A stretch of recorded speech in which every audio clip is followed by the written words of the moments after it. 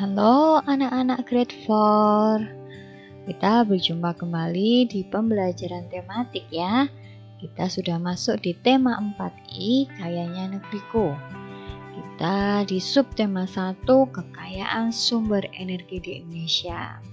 Kita masuk di pembelajaran 5 dan 6. Oke, sekarang kalian bisa siapkan buku tematik kalian 4I ya. Kita akan mulai pembelajaran kita. Yang pertama, kita akan membahas bahasa Indonesia. Bentuk kepedulian kita terhadap lingkungan dapat diwujudkan dengan gerakan 3R. Kalian tahu apa itu gerakan 3R? Ya, yang pertama adalah reduce. Reduce ini adalah kegiatan mengurangi penggunaan benda yang tidak dapat didaur ulang, atau benda itu membutuhkan waktu yang lama untuk larut di dalam tanah. Misalnya penggunaan plastik. R yang kedua adalah reuse, yaitu kegiatan memakai kembali benda-benda yang masih layak pakai. R yang ketiga yaitu recycle, kegiatan mendaur ulang atau memanfaatkan barang bekas untuk dijadikan barang baru. Kegiatan 3R dapat dilakukan untuk mengurangi sampah di lingkungan sekitar. Program tersebut tidak hanya mengajak masyarakat untuk mengurangi sampah, tetapi juga menyadarkan masyarakat bahwa dalam kegiatan tersebut kita dapat meraup keuntungan dari sampah melalui kegiatan daur ulang. Untuk menerapkan kegiatan 3R, sampah dipisahkan menjadi 3. Yang pertama, sampah organik, yaitu sisa makanan, sayuran yang sudah rusak, kulit buah yang lunak, daun-daunan. Sampah ini dapat diolah menjadi pupuk kompos atau media tanam. Yang kedua, kalian perhatikan gambarnya ya, yaitu sampah anorganik, antara lain berupa botol plastik, kaleng bekas, botol kaca. Sampah ini dapat didaur ulang. Yang ketiga, sampah residu, yaitu sampah yang tidak dapat digunakan lagi. Contohnya kulit durian, kulit telur, ranting, cabang pohon, serta bongkol jagung. Tapi semakin karena adanya kemajuan zaman ini ya, kulit durian, seperti kulit durian, kulit telur, serta bongkol jagung ini mulai banyak dimanfaatkan masyarakat untuk dijadikan barang kerajinan. Kemudian, pemilahan sampah merupakan kegiatan awal dalam pengolahan sampah. Pemilahan sampah bertujuan untuk memisahkan jenis sampah sesuai dengan kelompoknya. Pemilahan sampah dilakukan agar sampah dapat dimanfaatkan atau reuse, atau juga dapat didaur ulang atau recycle. Nah, kalian masih ingat untuk bab pembelajaran 4I ini kita belajar tentang wawancara. Ya. Wawancara adalah kegiatan tanya jawab antara penanya dan pemberi informasi atau narasumber. Nah, masih ingatkah kalian langkah-langkah dalam melakukan wawancara? Ya, yang pertama membuat daftar pertanyaan, kemudian menentukan narasumber, melakukan wawancara, mencatat hal-hal penting seputar jawaban, dan yang terakhir membuat kesimpulan hasil wawancara. Nah, pada pembelajaran bahasa Indonesia kali ini, di dalam buku kalian, di halaman 30, sebenarnya di situ ada tugas wawancara ya. Tugasnya itu terdiri dari 4 siswa. Kalian disuruh mewawancarai 3 warga sekolah. Tapi berhubung kita ya pandemi ini kita belajar di rumah, jadi tugas wawancara ini kita skip aja ya. Kalian bisa mewawancarai orang tua kalian di rumah ya. Jadi pertanyaannya tetap seperti itu ya, cuman sekolahnya kita ganti lingkungan rumah. Jadi misalnya yang pertama, apakah lingkungan rumah sudah bersih dan sehat ya, lingkungan rumah kalian.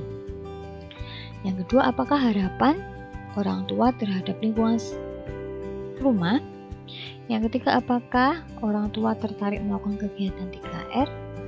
Yang keempat, bagaimana bentuk lingkungan rumah yang ideal menurut orang tua kalian. Ya, kita skip aja ya kegiatan ini. Yang jelas untuk pembelajaran bahasa Indonesia kali ini kita belajar tentang mewawancarai warga sekolah. Oke, selanjutnya kita masuk ke pelajaran IPS. Mengidentifikasi kegiatan ekonomi berdasarkan ketersediaan sumber daya alam. Kegiatan ekonomi yang dilakukan masyarakat sangat bergantung pada sumber daya alam yang terdapat di lingkungan. Ada yang dilakukan di dataran rendah, dataran tinggi, sungai, danau, pantai, dan laut. Perbedaan kegiatan ekonomi masyarakat berdasarkan kondisi atau letak tempat tinggalnya merupakan karakteristik antar ruang. Misalnya, masyarakat yang tinggal di sekitar pantai biasanya berprofesi sebagai nelayan, petani kelapa, atau penjaga pantai. Berikut beberapa kegiatan ekonomi masyarakat berdasarkan sumber daya alam.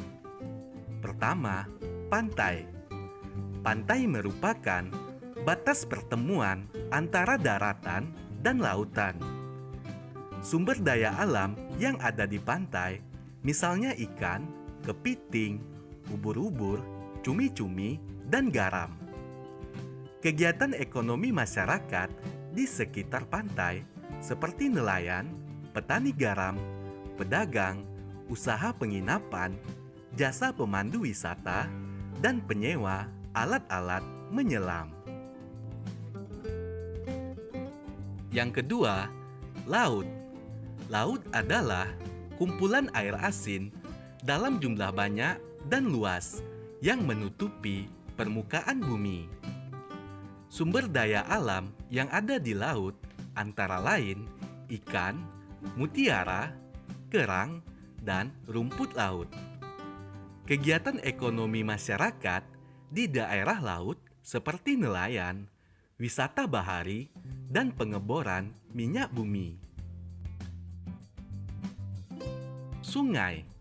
Sungai adalah aliran air yang besar dan terbentuk secara alami. Sumber daya alam yang terdapat di sungai antara lain air, ikan, udang, belut, dan keong. Ada juga yang memanfaatkan sungai sebagai sumber pengairan bagi pertanian, jalur transportasi, dan pasar terapung.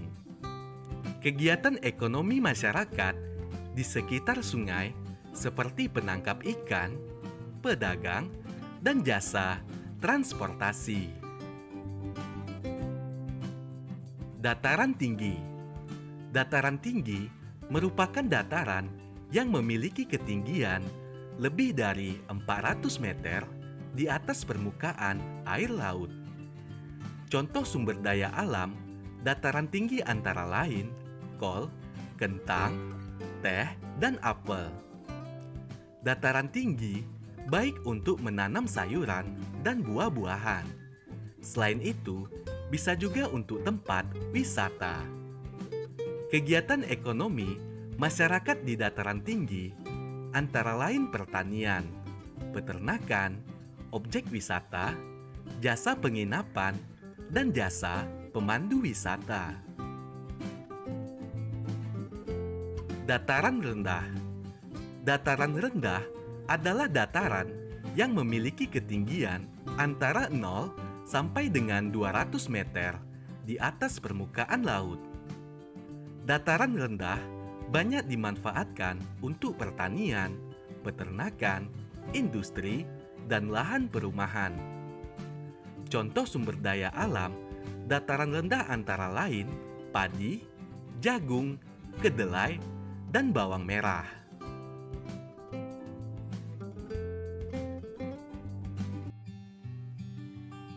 Sekarang kita masuk ke pelajaran PPKN. Di sini kita akan membuat booklet tentang kewajiban menjaga kelestarian hutan. Ya, sebelumnya kita perhatikan salah satu sampah yang dapat didaur ulang adalah sampah kertas. Tahukah kamu bahwa bahan baku dari kertas adalah pulp yang berasal dari kayu? Selain dijadikan pulp ya, juga dapat dijadikan tisu. Satu pohon dapat dijadikan 10.000 sampai 20.000 lembar tisu. Satu batang pohon mempunyai arti penting dalam lingkungan. Satu batang pohon dapat menghasilkan oksigen yang dibutuhkan untuk 3 orang bernafas dan dapat pula menyerap karbon dioksida untuk akhirnya memproduksi oksigen yang diperlukan untuk makhluk hidup. Selain itu, satu batang pohon juga berperan penting bagi penyerapan air sehingga mempengaruhi kesediaan air tanah. Nah, tisu ini sulit diuraikan di dalam tanah. Meskipun tisu ini terbuat dari kayu, tapi pada proses pembuatan tisu juga menggunakan bahan kimia yang sulit diuraikan oleh tanah dalam waktu cepat. Oleh karena itu, kita harus mengurangi penggunaan tisu. Kita dapat menggunakan sapu tangan ataupun handuk untuk mengelap keringat, karena sapu tangan dan handuk dapat digunakan berulang-ulang.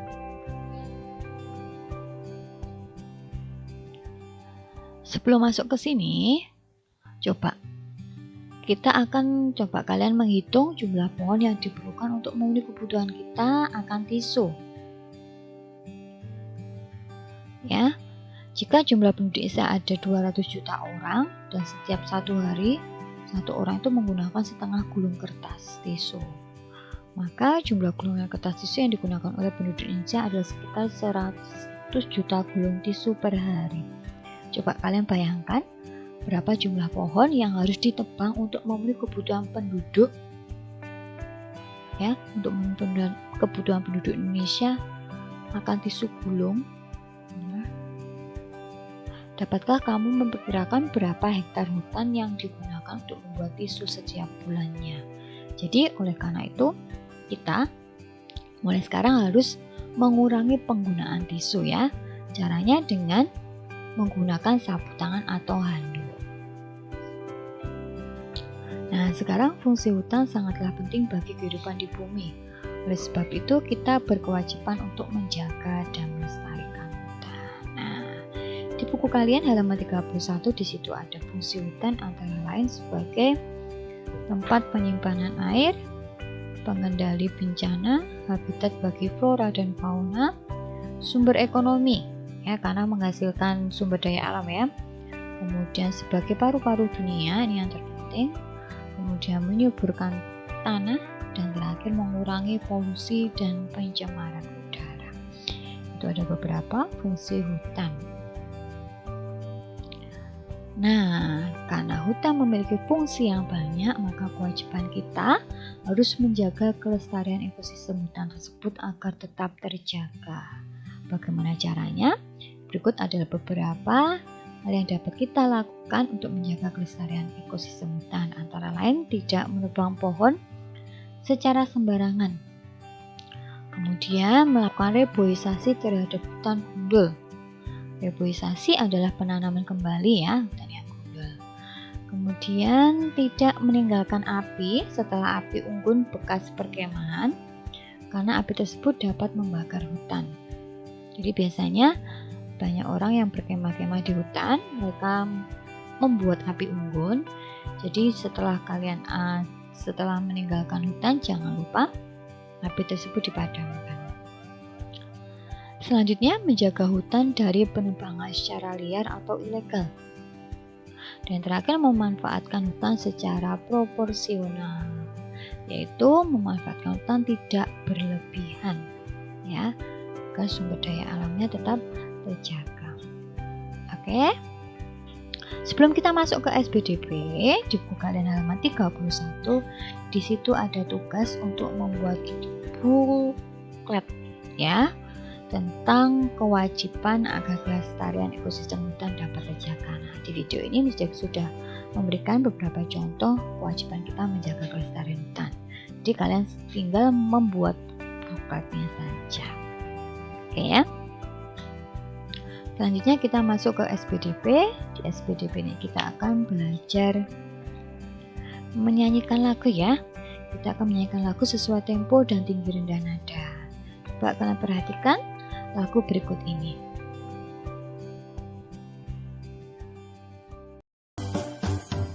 Memandang alam dari atas bukit, sejauh pandangku lepaskan.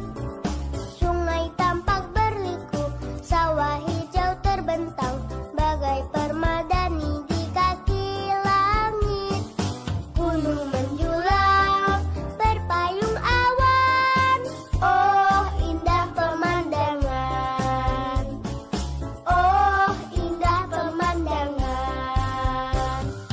Memandang alam dari atas bukit, sejauh pandangku lepaskan. Sungai tapak berliku, sawah hijau terbentang, bagai pemadani di kaki langit. Gunung menjulang, berpayung awan, oh indah pemandangan. Oh indah pemandangan.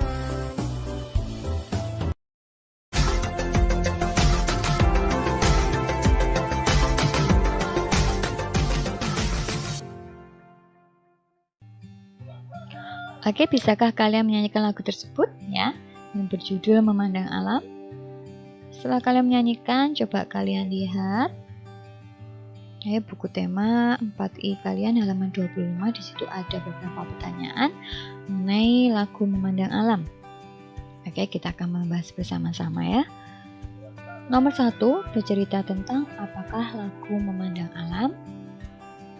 Ya, lagu tersebut menceritakan tentang seseorang yang merasa kagum akan keindahan alam yang diciptakan Tuhan. Pertanyaan kedua, menurutmu di lingkungan manakah kita dapat menemukan situasi seperti dalam lagu? Kalian bisa perhatikan lirik lagunya ya. Di bagian sungai tampak berliku, sawah hijau terbentang, bagai permadani di kaki langit. Gunung menjulang, berpayung awan. Nah, ada sungai, ada sawah, ada gunung. Berarti situasi seperti ini terdapat di desa atau di pegunungan. Oke ya. Pertanyaan ketiga, apakah tempo yang terdapat dalam lagu tersebut? Apakah artinya? Tempo lagu dalam Memandang Alam yaitu tempo andante, yang artinya ini adalah tempo sedang yang memiliki jumlah ketukan per menit sekitar 76 hingga 108 BPM. Pertanyaan keempat, tuliskan 3 judul lagu yang memiliki tempo yang sama dengan lagu Memandang Alam. Ya, yang pertama Ibu Kita Kartini, Syukur, dan Rayuan Pulau Kelapa. Mungkin masih ada judul lagu lainnya ya yang menggunakan tempo andante. Oke, pelajaran hari ini kita sudah selesai. Miss Devi ucapkan banyak terima kasih buat perhatian kalian. Jangan lupa tetap jaga kesehatan, tetap pakai masker jika keluar rumah, dan hindari kerumunan ya. Oke, Miss Devi ucapkan terima kasih. Tuhan Yesus memberkati.